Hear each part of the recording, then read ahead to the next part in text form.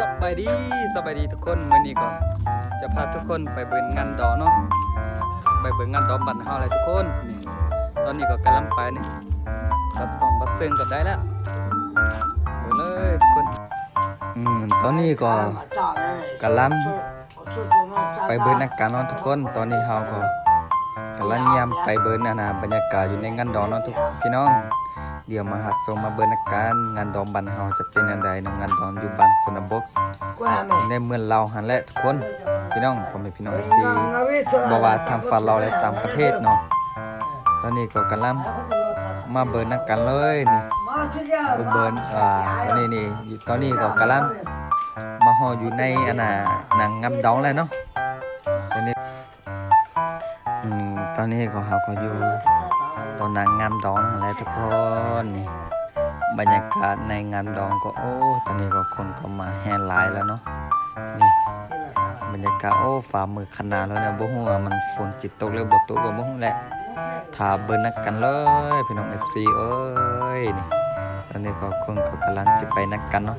แต่ว่าระหว่างทางเขาข้ามบ่ได้เนาะอยู่ในระหว่างทางเขาก็ข้ามรถบ่ได้เนาะเพราะว่ารถจักรก็ไปมาอยู่นี่ป้าตัวกระเจ้าก็ขับอีลีเนาะเบิ่งเลยนี่เขาเจ้าก็บ่ธรรมดาเนี่ยเขาเจ้าก็เอาเต็มก็เดนนี่แหละเนาะเอาไปก็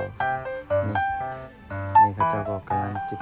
เกี่ยมไปนักกันเนาะมีหมูไปนักกันนี่ตอนนี้ก็กำลังจะเข้าไปแล้วนี่บรรยากาศนี่ในต้นยาวก็กำลังจะใส่บัสเซินส่งขึ้นให้เนาะกองอยู่นี่แหละนี่เราก็เข้าไปเลยนี่จะเบากว่าคู่นี่แหละนี่ใส่เสื้อละคู่นี่จะเบากว่าตอนนี้ก็กำลังจะเข้าไปแล้วเนาะนี่ข้าเจ้าก็ต้องหัดกันดีเนาะข้าเจ้านี่พี่น้องบ่ได้จะก็เลี้ยวแถวต้องหัดขับอีลีนี่ข้าเจ้าเขาว่าเป็นนายอยู่พ้นเนาะเนี่ยเวลาที่เขางอมาแล้วนักแสดงเลยแค่ใจของการมันงอมาเทปเจเลยเขาล้างแห้งยาลงน้ำแม่ล้างมันยาลงแม่มามีกิจการจัดจ้างเป็นแรงว่าสุสมีให้เขาละงอมาโลส่งมาโลจะมีเจ้าเชลีอันนี้ขามีไก่กันเลยมีกี่เจ้าเจ้เป็นงอมาเลยโอ้ยงอเดี๋ยวพอที่เลยในของกินก็ประมาณนี้แหละเขาจะก็เอาข้าวเหนียวเข้ากันเนาะเขาจะให้เข้ากันนี่อันนี้แล้วก็นี่ของกีก็ประมาณนี้แหละนี่ของกีก็ประมาณนี้แหละทุกคนนี่เป็นนี่แหละนี่เขาจะก็ให้4 โมง 4งัวเนาะเขาจะก็นี่กำลังมาต้องหัดแล้วเวลาที่เขางอมาแล้วก็แล้วแค่จ่ายจะมันเราอยากที่ปาจูถ้าเขาจะที่ปาแล้วมาเบิ่งจับนะตัวนี้ก็มาฮอดในงานตัวนี้การจิกิน4 โมงอาจารย์ประทับเจ้าบ่าวพร้อมด้วยเจ้าบ่าวพร้อมด้วยครับเจ้าบ่าว งัวเนาะ ท่านทรงเครื่องทรงไฟจะเริ่มต้นยังกับแซ่บอยู่เนาะมันจำหน่อยนึงมันจำหน่อยนึงว่าเพราะว่าบ่พอเกิดเป็นประตูไฟนี่อยู่เบื้องซ้ายฟ้าใส่อยู่เบื้องขวาไปเลยอันมาตามมาด้วยครับโอ้โหไม่ลงพร้อมด้วยครับลูกทั้งป่าเป็นตัวบรรลุเท่านั้นการสำนักท้องถิ่นนั้นลงคนอื่นเขาได้ตัวในการไทยเกี่ยวตอนนี้กำลังจิฟ้อนระบุนเจ้าพาดไฟยิงเขาเจ้าบ่แม่ฟ้อนระบุนเขาเจ้ามาเอามาแทงหานะทุกคนนี่เจ้าพาดส่องไฟกำลังเอามาแทงไปเป็นว่าอาจารย์ประทับประทับทุกคนสุดจันทร์มาสั่นจะพาดจะไปดูตอนนี้กำลังแทงแหละทุกคนตอนนี้มาหอมบรรยากาศตอนนี้ก็จะบอจะเสาก็ฟ้อนระบุนแล้วนี่จะบอจะเสาก็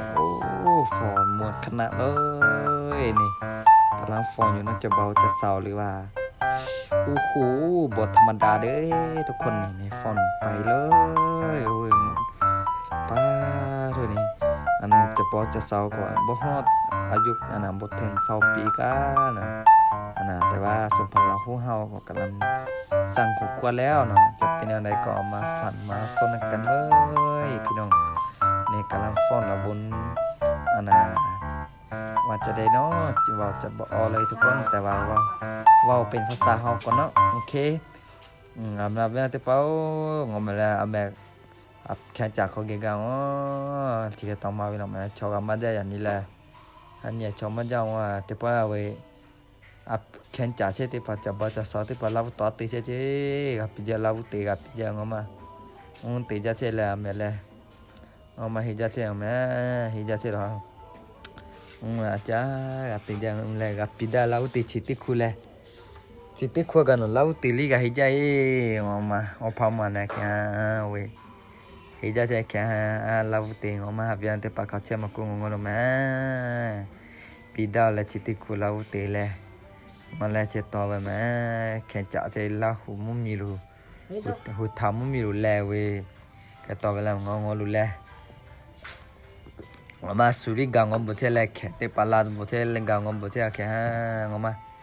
จะบอจะสาติปาเตเปติบอกเอาอยู่ป่ายามีพอเตียวกับพอเตียวเราแม่ชินอนเจต่อไปเลยมาแม่เบียกิแต่ผู้ไรเบียจะดอมาเพลเบียมาดอจแต่แต่นอสู่เวลากิจนอนดอเชงมาแม่ฮิจาเชแม่จูรุติปาแล้วผมมีอย่างนี้วัดที่หาเดือหาหอแค่จ่าใช่ไหมเวลาจะเขาแช่มากูเลยกูไล่กูแซ่เลยกูติดตามมันเลยแต่ปองมึงงอไก่ตัวแม่ngoma na me no hija ha cha lau ti ngoma ha che ni ha cha we cholo vya te pa ka cha ma ku ngonu le alu ni ha hija che ha me le mali ne te po le ngoma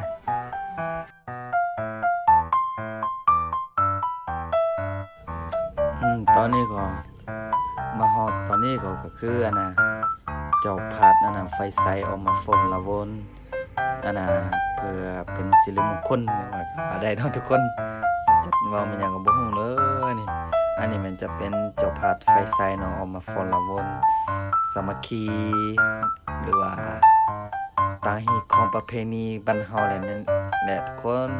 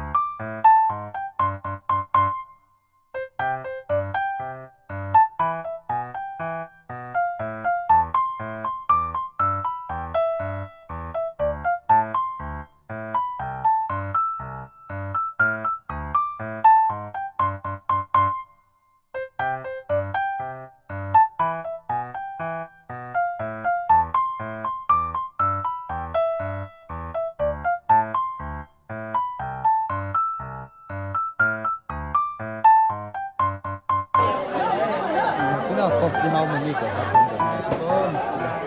โอเคขอบคุณครับเจ้าของรถเป็นมาแล้วพอดี